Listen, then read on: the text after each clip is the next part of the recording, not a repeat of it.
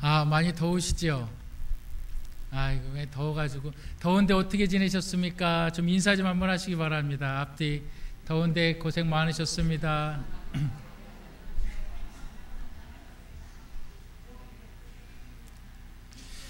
불과 몇 년 전만 해도 자동차에서 음악을 들으려면 카세트 테이프를 넣어야만 했습니다. 그런데 이제 몇 년이 또 지나서 차에서 음악을 듣기 위해서는 CD 플레이어에 그 CD를 넣어야 음악을 들을 수가 있습니다. 카세트 테이프를 넣는 자리가 없어져 버렸습니다.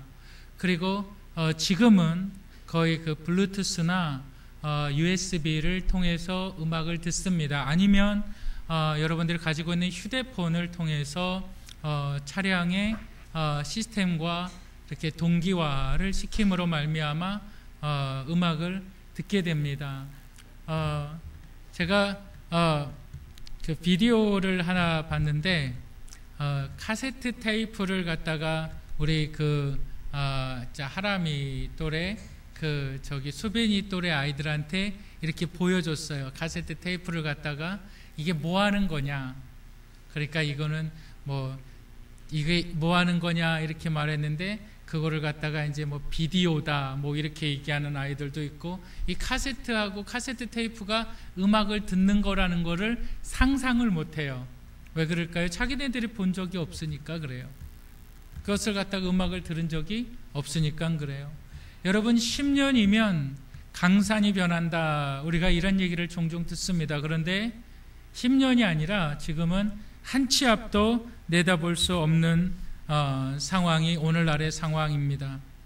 세상은 자꾸 변화되어져 가고 있어요. 이 변화되어지는 가운데에서 우리도 변화되어지지 않으면 안 됩니다. 이제는 버스를 타기 위해서 내가 무작정 버스의 정류장에 나가서 기다리던 시대가 아닙니다. 누구든지 스마트폰이 있으면 스마트폰을 가지고 자기가 타야 되는 버스가 언제 들어오는지, 몇 시간 간격으로 들어오는지, 그것이 어떠한 노선을 거쳐서 가는지 이미 정보가 공유되어져 있습니다. 여러분, 세상이 이렇게 빨리빨리 변화하고 있습니다. 빨리빨리 변화되어지고 있습니다. 이 가운데에서 세상의 모든 변화 속에서 저와 여러분들은 변화되어지고 있습니까? 저와 여러분들은 이 변화에 맞춰서 여러분들의 신앙이, 우리의 믿음이, 우리가 하나님을 예배하는 그 모든 예배의 형식이 변화되어져야 된다는 사실을 믿으시기를 주님의 이름으로 축복합니다. 그렇다면 왜 우리가 변화해야만 하는가? 왜? 그 이유가 뭔가? 오늘 성경 본문에 보면 정말 변화되기 원하는 사람들이 나옵니다. 그들이 정말 변화되기를 원해요. 정말 간절히 변화되기를 원해요. 왜 그들이 간절히 변화되기를 원했을까요? 또한 그들은 변화되기 위해서 그들은 정말 단호한 결단을 하게 되는 것을 보게 됩니다. 그리고 그들의 삶은 변화됩니다. 여러분, 이 성경 본문의 내용이 저와 여러분들에게 적용되어지는, 하나님께서 우리에게 말씀하시는 그 내용이라는 사실을 믿으시기를 주님의 이름으로 축복합니다. 오늘 말씀의 제목은 변화를 원하십니까? 이 말씀을 가지고 함께 은혜를 받을까 합니다. 우리가 변화해야 되는 첫 번째 이유는 우리의 미래가 암담하기 때문입니다. 우리의 미래가 암담하기 때문에 우리는 변화되어야만 합니다. 우리 본문 37절을 한번 읽어보도록 하겠습니다. 본문 37절 다 같이 읽겠습니다. 시작. 그들이 이 말을 듣고 마음에 찔려 베드로와 다른 사도들에게 물어 이르되 형제들아 우리가 어찌할꼬 하거늘. 이제 베드로의 설교 말씀을 듣습니다. 누가요? 이스라엘인들이, 유대인들이 베드로의 설교 말씀을 듣습니다. 그 설교 말씀은 하나님의 아들이신 예수 그리스도께서 이 땅에 오셨지만 너희는 그들이 법 없는 자들의 손을 빌려서 그 예수 그리스도를 십자가에 못 박아 죽였다. 그러나 그가 십자가에 못 박아 죽음으로 끝나는 것이 아니라 그가 3일 만에 부활하셔서 하늘에 오르셔서 산자와 죽은 자의 소망이 되셨다, 이렇게 얘기를 하고 있습니다. 그리고 이제 이 설교 베드로의 설교를 들은 유대인들의 반응이 나타납니다. 그들의 반응이 이렇습니다. 뭡니까? 그들의 마음에 찔렸다, 이렇게 얘기하고 있습니다. 여러분, 그들의 마음이 찔렸다는 것이 뭐예요? 뼛속까지 파고드는, 정말 뼛속까지 파고드는 하나님의 말씀의 칼날이 그들의 마음에, 그들의 육체에, 그들의 몸속에 관통되었다라는 거예요. 정말 날카로운 칼날과 같은 것이 그들의 몸을 찔렀다라는 거예요. 여러분, 이것은 마치 예수 그리스도께서 머리에 가시관을 쓰시고 그 가시관의 날카로운 그 가시에 그의 육체가 찔렸던 것처럼 하나님의 말씀을 들었던 이 이스라엘 백성들, 이 유대인들이 마음의 찔림을 받았어요. 마음의 찔림을 받았고 그들에게 있어서 이제 한탄적인 소리가 나옵니다. 어찌할꼬. 여러분, 본문에서의 어찌할꼬의 이 말은 뭐냐면 이제 모든 것이 무너졌다는 거예요. 이제 모든 소망이 없어졌다는 거예요. 여러분, 생각해 보시기 바랍니다. 메시아를 죽였단 말입니다. 예수 그리스도를 죽였단 말입니다. 법 없는 자들, 율법이 없는 자들의, 로마인들의 율법이 없는 자들의 손을 빌려서 유대인들이 예수를 십자가에 죽였단 말입니다. 그런데 그가 메시아였다는 거예요. 그가 그리스도가 되었고 그가 주가 되었다는 거예요. 다시 이야기해서 이스라엘의 소망은 이제 끊어졌다는 거예요.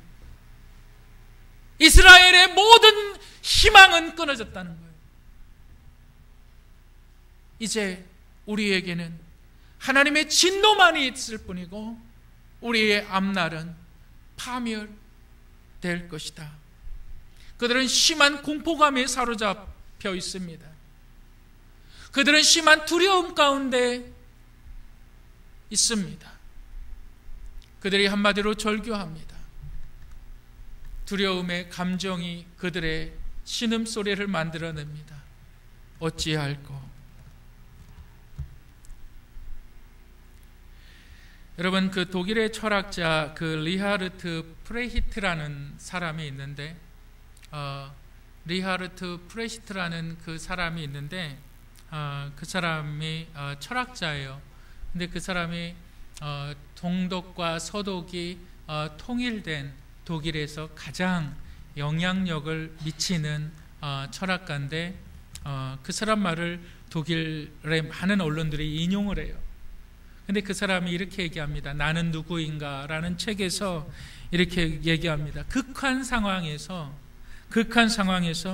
공포심과 같은 감정은 우리가 살아남는 데 있어서 큰 도움을 준다.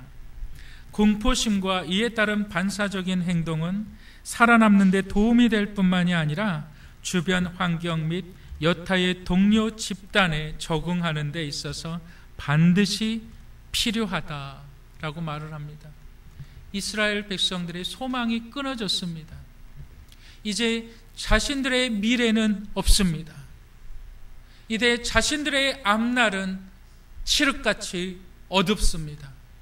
이들이 간절히 원하는 것이 있어요.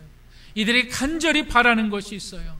어떻게 하면 미래를 바꿀 수 있느냐? 어떻게 하면 지금의 우리가 엎질러 버렸던, 우리가 예수를 십자가 버렸던, 우리가 못 박아 버린 그 사건을 어떻게 하면 우리가 만회하여서, 우리가 어떻게 하면 그것을 다시 한번 뒤집어서 예수를 다시 한번 우리가 믿을 수 있고 우리의 소망이 어떻게 하면 다시 있을 수 있을까? 어떻게 하면 우리가 변화될 수 있을까? 여러분, 극심한 공포가 그들을 향해서 묻습니다. 이제 우리의 미래는 없다. 변화되지 않고는 우리의 미래는 없다. 지금까지의 삶의 모습으로 살아왔고 이대로의 삶의 모습으로 살아간다면 우리의 소망은 없다. 여러분, 오늘날 하나님의 축복을 가장 크게 가로막는 것이 있는데, 그것이 뭐냐면 하나님 없이도 느껴지는 행복입니다. 하나님 없이도 느낄 수 있는 행복이 사단의 가장 큰 장벽입니다. 하나님 없어도 내 가정은 웃음이 있습니다. 하나님 없어도 내 남편은 돈을 잘 봅니다. 하나님 없어도 내 자녀는 건강합니다. 하나님 없어도 우리 가정은 평안합니다. 하나님 없어도 나는 잘 먹고 잘 살 수 있습니다.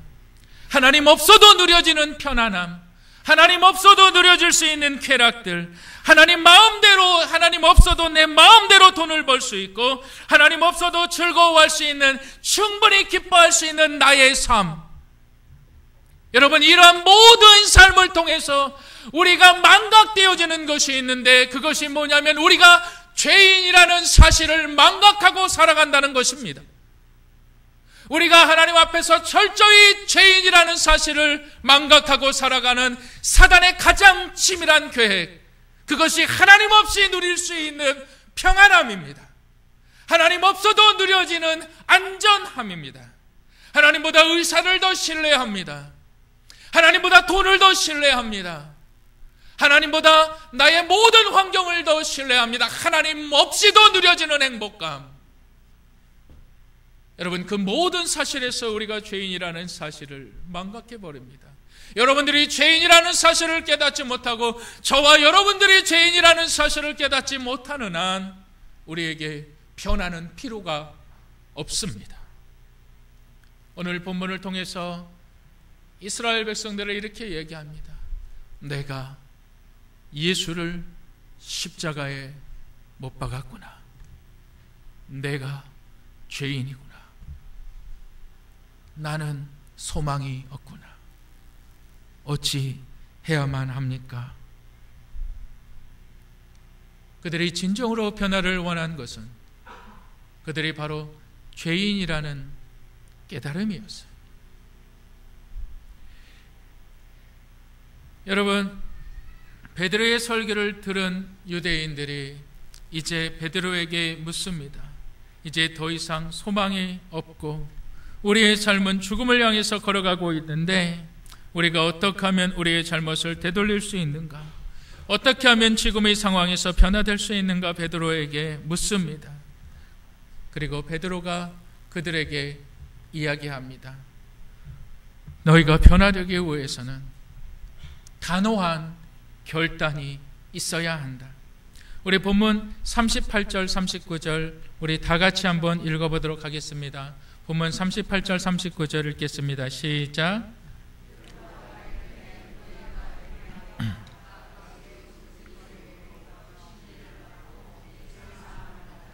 그리하면 성령의 선물을 받으리니 이 약속은 너희와 너희 자녀와 모든 먼데 사람 곧 우리 하나님이 얼마든지 부르시는 자들에게 하신 것이라 하고, 베드로는 이제 모든 소망이 무너진 그 유대인들을 향하여, 이스라엘 백성을 향하여서 이제 소망의 메시지를 줍니다.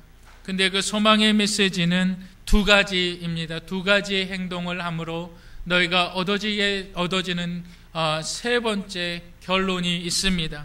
여러분, 베드로는 그들에게 뭐라 그럽니까? 회개하라는 것입니다. 너희의 단순히 눈물을 흘리고 너희가 잘못했다 고백하는 것이 아니라 너희의 삶의 방향을 바꾸라 이거예요. 너희의 삶의 너희가 지금까지 살아온 너희의 삶의 방향을 돌아서라 이거예요. 방향을 리턴하든지 방향을 턴하든지 너희가 돌아서라. 지금까지의 너희의 삶의 방향을 바꿔라. 너희의 지금까지의 삶의 방식을 바꿔라. 이것이 회개입니다. 너희가 회개하라. 그리고 두 번째가 있습니다. 그것이 뭐냐면 침례를 받으라 이겁니다. 여러분, 본문에서 이렇게 이야기합니다. 침례를 받으면 죄사함을 받는다. 여러분, 이렇게 우리가 생각할 수가 있는데 여러분, 그것이 절대 아닙니다. 침례를 받는 것이 죄사함을 받는 것은 절대 아닙니다. 여러분, 침례는 상징입니다. 또한 하나님과의 나와의 언약입니다. 약속입니다. 여러분 보시기 바랍니다. 예수님께서 십자가에 달려 돌아가시기 전에 제자들과 함께 식탁에 교제를 하십니다. 그리고 나서 포도주를 들고서 이렇게 말합니다. 지난밤에 뭐 하셨는데 그렇게 좋으십니까? 내가 졸고 있는 게 사단 마귀의 장난이라는 것을 깨닫기 바랍니다. 하나님의 말씀을 들어야지 왜 졸고 계십니까? 하나님의 말씀을 듣지 않고 졸려고 교회에 오십니까? 왜 조십니까? 사단 마귀가 이제 예수를 십자가에 못 박을 때에 이렇게 얘기합니다. 그 전에 예수님께서 제자들과 함께 마지막 식탁 교제를 하십니다. 그리고 나서 이 피를 가지고 말합니다. 이것은 이 포도주는 내 피다. 이 떡은 바로 나의 살이다. 이렇게 말합니다. 여러분, 우리 이사야서 44장 3절을 보겠습니다. 한번 보세요. 다 같이 읽어보도록 하겠습니다. 시작. 나는 목마른 자에게 복을 주며 마른 땅에 시내가 흐르게 하며 나의 영을 내 자손에게 나의 복을 내 후손에게 부어주리니. 우리 창세기 17장 7절 한번 보시겠습니다. 다 같이 읽어보겠습니다. 시작. 내가 내 언약을 나와 너 및 내 대대 후손 사이에 세워서 영원한 언약을 삼고 너와 내 후손의 하나님이 되리라. 여러분 보세요. 예수님께서 이 포도주는 내 피라고 말씀하십니다. 여러분, 마치 이것은 하나님께서 아브라함을 택하시고 아브라함에게 언약을 내리십니다. 내가 너로 말미암아 큰 민족을 이루겠다 약속을 하십니다. 그런데 이 약속을 아브라함이 받았습니다. 그리고 이스라엘 백성들에게 전합니다. 이 아브라함의 말씀을 들은 이스라엘 백성들은 자신들도 하나님의 언약의 백성이라는 시인을 하며 난지 8일 만에 할례라는 것을 행합니다. 약속은 아브라함이 받았지만 그 약속은 그 이스라엘 자손이 누리게 되는 겁니다. 여러분, 이사야서의 말씀이 그것입니다. 우리가 침례를 받습니다. 이 침례를 받음으로 말미암아 너는 이제 하나님의 자녀다. 네가 물속에 잠김으로 말미암아 예수 그리스도의 십자가의 죽으심에 네가 동참한 것이고, 네가 다시 일어남으로 말미암아 예수 그리스도의 부활에 동참하는 것이다. 이 침례 받는 행위가 하나님과 나와에 있어서 사인이라는 거예요. 이 침례 받은 자를 통해서 하나님께서 침례를 받도록 행한다는 거예요. 다시 이야기하면 하나님의 사람들을 더욱더 풍성하게 축복하신다는 거예요. 그 자손들을. 그것이 이사야서의 말씀입니다. 여러분, 침례를 여러분 하나의 지나가는 예식으로 생각하지 마시길 바랍니다. 하나님과 나와에 있어서 내 자손 대대로 내려져야 되는 하나님의 새로운 언약이라는 사실을 믿으시기를 바랍니다. 이 침례에 있어서 진정으로 순종하시고 이 침례가 가져다주는 엄청난 놀라운 이 비밀을 깨달으시기를 주님의 이름으로 축복합니다. 이 침례를 통해서 하나님께서 그 사람을 붙들기 시작합니다. 이 침례를 통해서 죄사함을 받은 하나님의 백성들이 이제 하나님을 향하여 방향을 들고 이제 그의 삶이 소망을 얻기 시작합니다. 우리가 어찌할꼬? 이러한 질문에 베드로는 이렇게 얘기합니다. 너희가 죄를 회개해라. 그리고 침례를 받아라. 그리하면 너희가 성령의 선물을 받는다. 여러분, 왜 하나님께서 우리 자녀들을 축복하지 않으십니까? 진심으로 여러분들 성령의 충만한 선물을 받으셨습니까? 성령의 은혜를 받으셨습니까? 우리 로마서 8장 15절 16절 로마서 8장 15절 16절 한번 읽어보도록 하겠습니다. 시작. 너희는 다시 무서워하는 종의 영을 받지 아니하고 양자의 영을 받았으므로 우리가 아빠, 아버지라고 부르짖느니라. 16절, 성령이 친히 우리의 영과 더불어 우리가 하나님의 자녀인 것을 증언하시나니. 순서가 있어요. 네가 죄인임을 고백하라. 너의 그 죄악을 고백해라. 네가 십자가에 달리신 예수 그리스도를 죽였던 수없이 많은 당시의 사람들과 본질적으로 전혀 다르지 않은 이기심과 거짓말과 속임과 온갖 비방황과 남의 폭력과 죄인의 본질을 비교할 때에 십자가에 죽였던 유대인들과 전혀 다르지 않는 너의 죄악을 회개해라. 그리고 침례를 받아라. 이 침례는 하나님과의 약속이에요. 그래서 저는 세례를 믿지 않습니다. 우리 장로교, 한국의 장로교 많이 세례를 베풉니다. 저는 세례를 인정하지 않습니다. 단순히 기독교를 우리나라의 기독교만 보지 마시길 바랍니다. 전 세계적인 기독교에서 무엇을 주장하고 있는가, 성경이 무엇을 말하고 있는가를 보시길 바랍니다. 성경은 한 번도 세례를 얘기한 적이 없습니다. 장로교에서도 침례를 주장하고 있습니다. 저는 장로교에서 세례받았다, 그리고 우리 교회에 와서 자기는 세례받았으면 저는 그걸 도무지 인정할 수가 없습니다. 장로교에서 어떤 직분을 받았습니다. 여러분, 저는 다른 교회에서 받은 직분을 본교회에서 인정하지 않습니다. 왜 그렇습니까? 침례교만의 교회에 성경 해석 방법이 있는 겁니다. 성경의 뜻이 있는 겁니다. 이 성경의 뜻은 이것입니다. 너희가 침례를 통해서 하나님의 새로운 언약의 공동체가 된다, 이겁니다.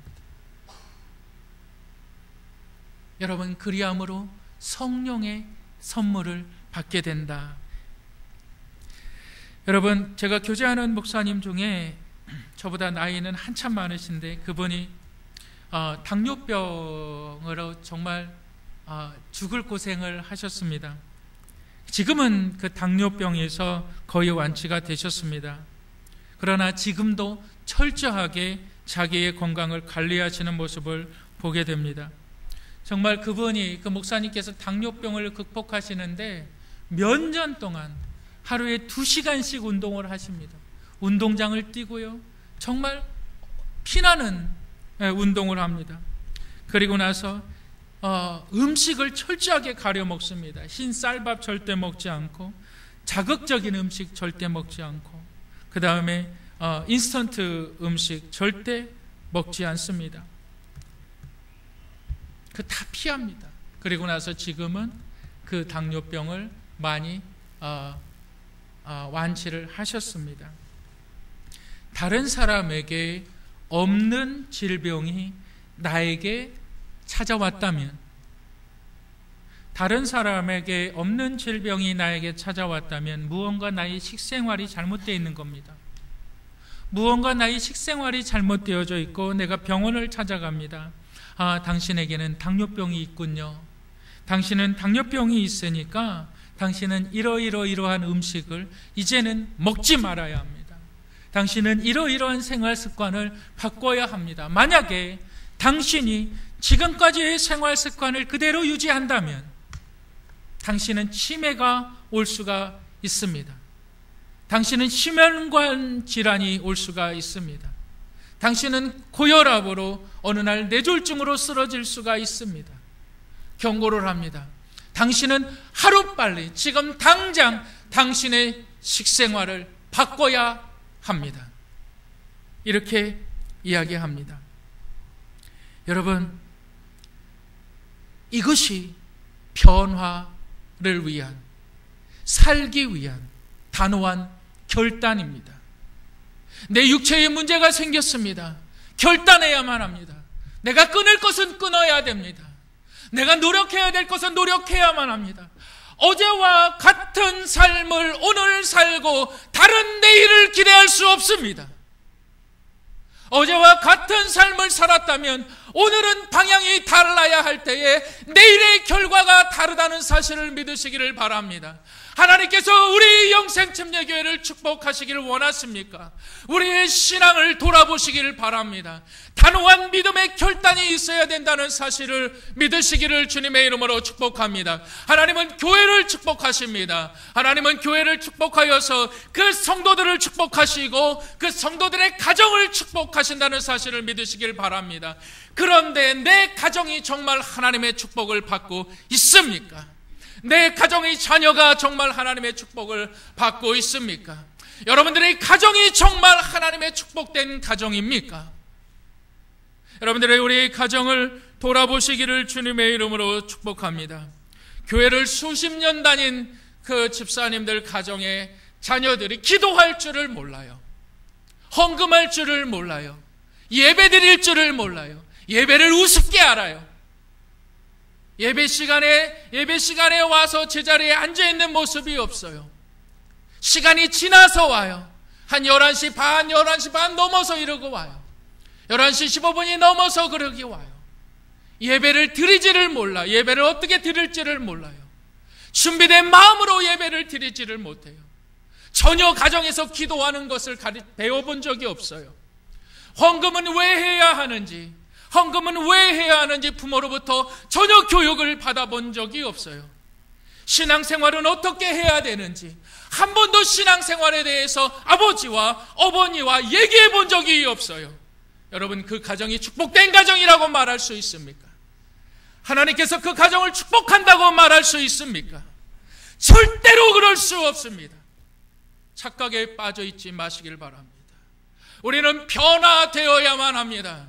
우리의 신앙의 모습은 회개해야만 합니다.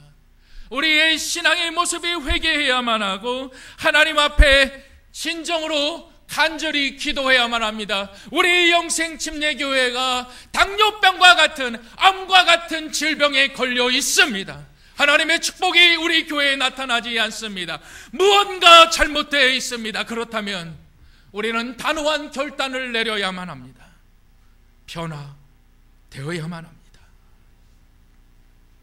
이 변화의 시작은 회개입니다. 내 신앙을 돌아보시기 바랍니다. 내 자녀들을 돌아보시길 바랍니다. 변화되어야만 합니다. 마지막으로 세 번째로 우리가 변화될 때에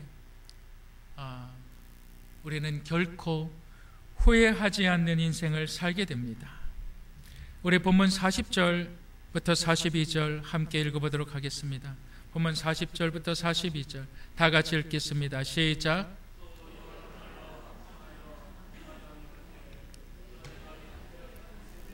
구원을 받으라 하니 그 말을 받은 사람들은 침례를 받으며 이 날에 신도의 수가 3,000이나 더하더라.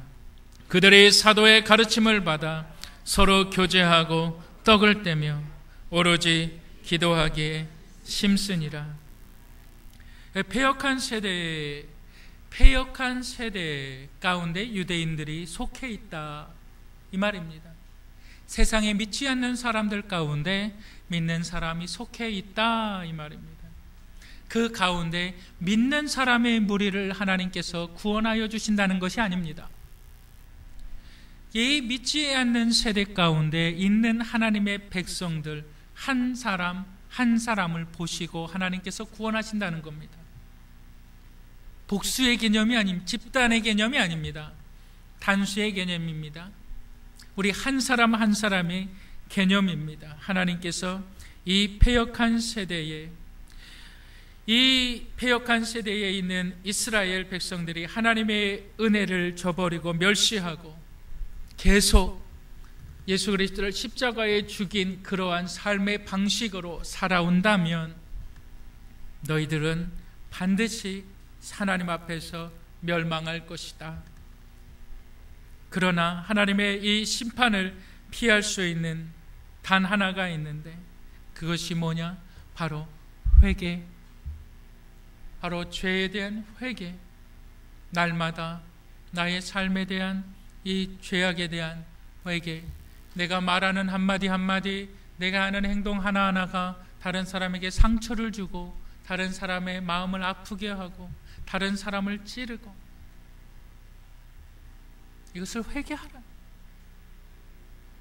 그러면 그들이 이렇게 말합니다. 3,000명이나 되는 엄청난 사람의 숫자가 침례를 받았다라는 겁니다. 저에게 좋은 가르침을 주셨던 그 미국에 있는 목사님이 계십니다.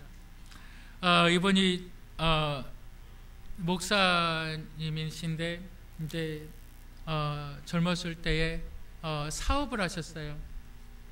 사업을 하셔서 정말 큰 돈을 만지셨습니다. 그리고 인생의 절정, 정말 자기가 사업하는 것마다 다 잘 되니까, 그래서 인생의 절정기에 어느 날 전도서를 읽게 됩니다. 우리 전도서 1장 2절 우리 다 같이 한번 읽겠습니다. 시작. 전도자가 이르되 헛되고 헛되며 헛되고 헛되니